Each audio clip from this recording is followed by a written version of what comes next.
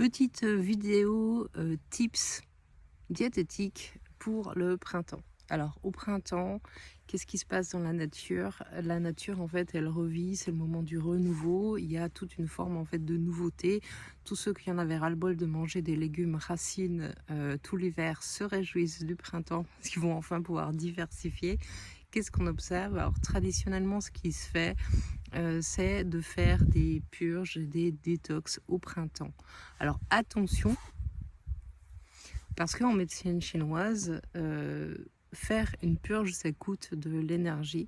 Et du coup, ce type de pratique, elle peut être pertinente, mais ça dépend pour qui en fait.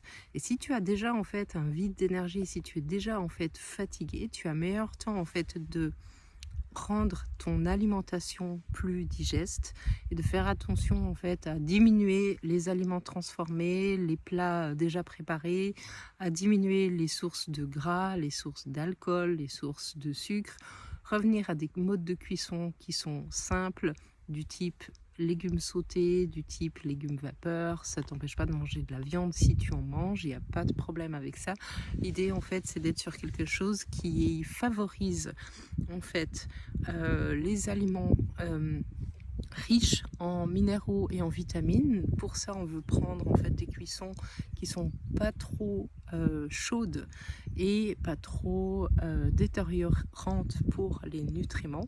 Donc, ce qui va bien en fait, ça va être les soupes, par exemple. Toutes les cuissons à l'eau, en fait, elles vont faire que tu peux pas aller au-dessus de 100 degrés. Donc, en dessous de 100 degrés, il y a uniquement la vitamine C en fait qui commence à être atteinte. Si tu veux vraiment conserver la vitamine C, ben, la meilleure chose à faire, c'est de manger en fait des choses crues ou juste rapidement passer à la vapeur.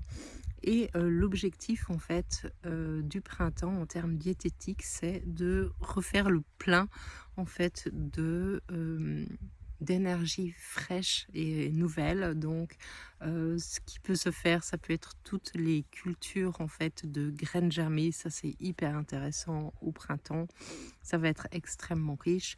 Ça va être tous les légumes feuilles qui vont être boostants parce qu'ils sont pleins de chlorophylle, et ça c'est hyper intéressant en fait pour renouveler le sang, le fer et plein d'autres nutriments intéressants, et de faire en sorte en fait tout simplement en fait de ne pas s'alourdir au niveau digestif.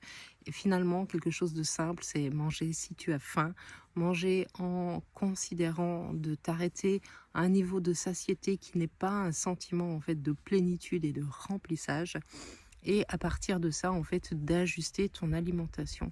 Qu'est-ce qui se passe si tu fais une détox ou un jeûne? Il n'y a pas de problème avec le principe en fait de détox ou de jeûne en médecine chinoise, sauf qu'il faut être au clair sur le fait que l'énergie qui ne rentrera pas par l'alimentation va être utilisée par rapport à des stocks que tu aurais à ce moment-là. Donc en fait, pour pouvoir faire un jeûne, il faut déjà être en bonne santé, il faut avoir déjà un niveau d'énergie important. Donc si tu as des fluctuations d'énergie, si tu es déjà fatigué, si tu sens que tu as du sommeil en retard, c'est pas le moment de faire un jeûne. Voilà 2-3 petits tips basiques. Dis-moi en commentaire si tu veux plus d'infos, ça me fera plaisir en fait de répondre de façon plus précise à tes questions.